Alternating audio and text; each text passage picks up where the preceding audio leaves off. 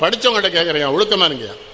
தாசில்தார் இருந்தால் ஒழுக்கமாக இருங்க, ரெவன்யூ இன்ஸ்பெக்டர் இருந்தால் ஒழுக்கமாக இருங்க, வில்லேஜ் முனிசிபல் இருந்தால் ஒழுக்கமாக இருங்க, நாடு ஒழுக்கமாக இருங்கயா. அரசியல்வாதியை மட்டும் குற்றம் சொல்லுவாங்க. நீங்கள் நேர்மையாக இருந்து சொல்லுங்க, எவன் ஆளட்டுமே. ஒரு இன்ஸ்பெக்டர் நேர்மையாக இருந்தான்னு மாற்றினான்னு வைங்க, அடுத்து வர இன்ஸ்பெக்டர் நேர்மையாக இருந்துட்டேன்னு வச்சுக்க, எத்தனை பேரை மாற்றுவான் அரசியல்வாதி? நீ அப்படி இல்லை. நான் அந்த இன்ஸ்பெக்டர் மாதிரிலாம் இல்லையா. நீங்கள் என்ன சொன்னாலும் சொல்கிறேன், யாரை வேணாலும் கைது பண்ண நீ விளங்குவியா? நாய்க்கு பிறந்தவனே.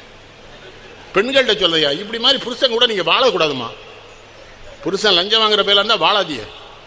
அவன்கிட்ட சொல்லிடுங்க, உன் கூட வாழ எனக்கு கேவலமாக இருக்குடா, 5000 ரூபாய்க்கு என்ன காரியம்லாம் பார்க்க, எவனா 2 லட்ச ரூபா கொடுத்தா என்ன கூட்டி கொடுத்துருவாடா, உன் கூட நான் வாழ முடியாதுன்னு பொம்பளை சொன்னான்னா ஊழல் போயிடும்.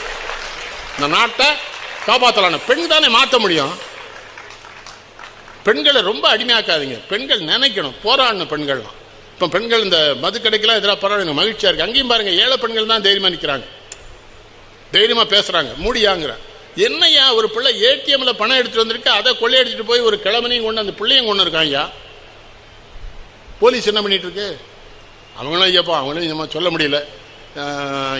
யாருக்கு சொந்தம்னு தெரிஞ்செல்லாம் அவங்க கைது பண்ண வேண்டியிருக்கு. அதெல்லாம் விசாரிச்சு சொல்ல வேண்டியிருக்கு. இவாள் எம்எல்ஏக்கு சொந்தமா, மாவட்டத்துக்கு சொந்தமா, ஒன்றியத்துக்கு சொந்தமா? காமராஜர் என்ன பண்ணாரு, சொந்த மருமகனை கைது பண்ணி உள்ள வச்சார். விருதுநகர் பஸ் ஸ்டாண்டில் ஒரு கொலை கேஸு, கொலை வெட்டுப்பட்டு விழுந்தவன் வாக்குமூலம் கொடுக்கான். அதில் காமராஜருடைய தங்கச்சி மகன் சக்திவேல் பேரையும் சொல்லிட்டான். கக்கன் போலீஸ் மந்திரி காமராஜ் கக்கனை கூப்பிட்றாரு, விருதுநகர் கொலையில் எல்லாத்தையும் கைது பண்ணிட்டீங்களா கக்கன்கிறாரு.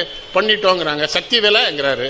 கக்கன் சொல்றாரு, நம்ம தங்கச்சி, ஏன் தங்கச்சி மகனை கொலை பண்ணலாங்கிறீங்களோ கக்கன், அப்போ நம்ம எம்எல்ஏ எல்லாத்தையும் ஆளுக்கு ஒரு 2 பேரை கொலை பண்ண வாய்ப்பு கொடுப்போமா? இன்னும் கக்கன் இப்படி நிற்கிறாரு. விடுங்க, நான் மத்தியானமே கைது பண்ண சொல்லிட்டேன், அந்த பேர் மதுரை ஜெயிலில் இருக்கான்னு தங்கச்சி மகனை கைது பண்ணி வச்சுட்டு தான் கக்கன்ட்ட போலீஸ் வந்துட்டு சொன்னார் காமராஜ். அதுக்கு தாண்டா அந்த கிழமை நாங்கள் இன்னைக்கு கும்பிடுறோம் தெய்வமா.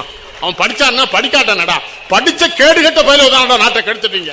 அவன் படிக்காத வந்தாண்டா எங்களை காப்பாற்றலாம் இந்த நாட்டை. இன்னும் இத்தனை அணை கட்டி வச்சிருக்காண்டா. எத்தனை அணை? அவன் கெட்டக்கு அப்புறம் ஒரு அணை கட்டினாங்களா அவங்க?